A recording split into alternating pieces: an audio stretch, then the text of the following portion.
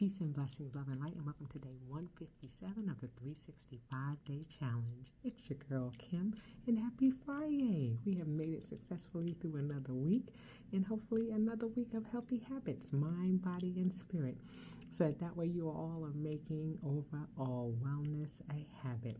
Hopefully things are going well with you. Things are going all right with me. It's been a busy week, but it's been a productive one, and that's what we're hoping for as we're, again, making wellness a habit.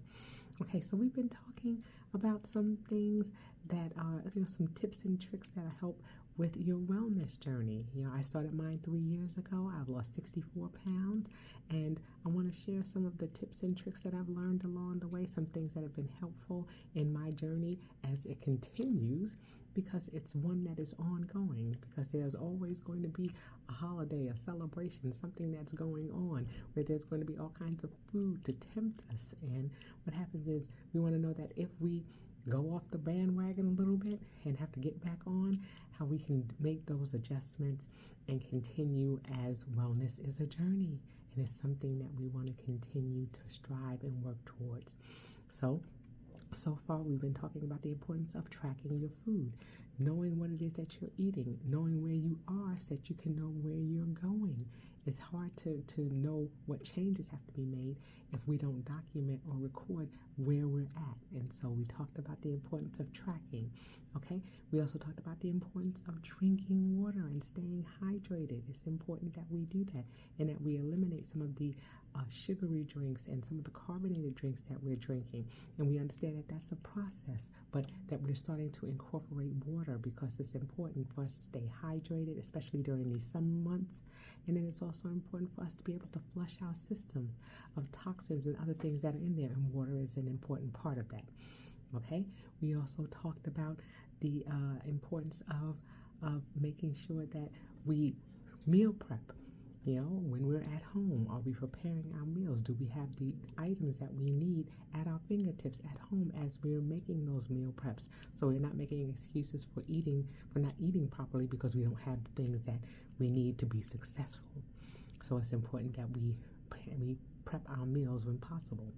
And then we also talked about making sure that when we're traveling, the summer months are coming, we're going to be traveling, whether it be with our children, whether it be with our families, whether it be for vacation, whether it be on business, what we can do with regards to making healthier choices, having the sauces put on the side when we go to a restaurant, going and looking up the menu and preparing or planning our meals before we get to the restaurant, so we don't have to get a menu and be tempted by the things that we see on it, but doing things in advance so that we're preparing ourselves when we're not in a space where we can make the meals ourselves.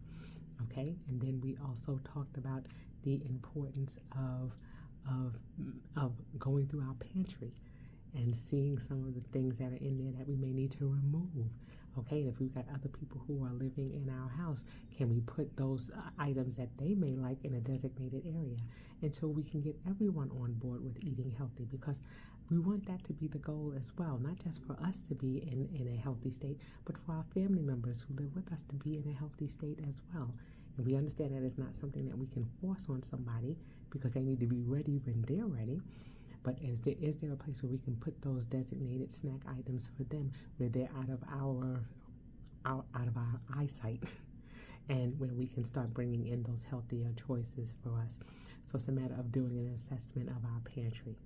Okay, and today I want to talk about portion sizes.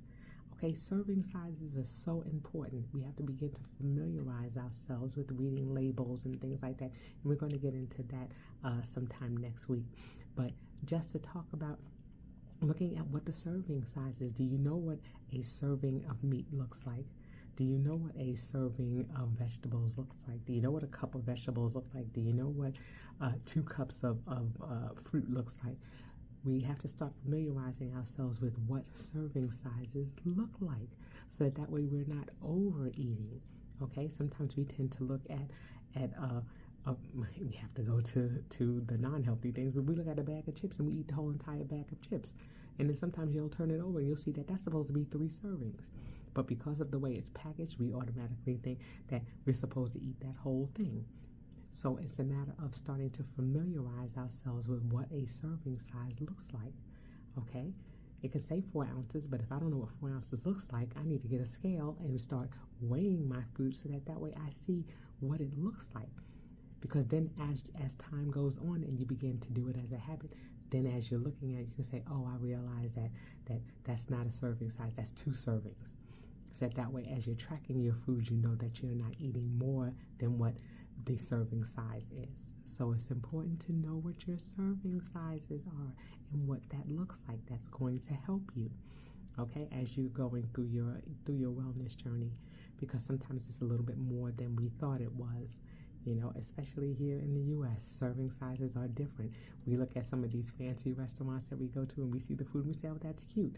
Actually, that may be the actual serving size. And so start familiarizing yourself with what serving sizes look like. And if you're not sure, grab a scale, a food scale, and begin to familiarize yourself with that. You know, you may go over an ounce or 2, and that's okay in the beginning, but start to familiarize yourself with what food portions and sizes look like. Okay, that's going to do it for today. I've got many more to talk about as the days go on, but for today, have a most spectacular day. Make sure that you are sprinkling yourself with self-love and self-care. And until I see you guys tomorrow, I say peace.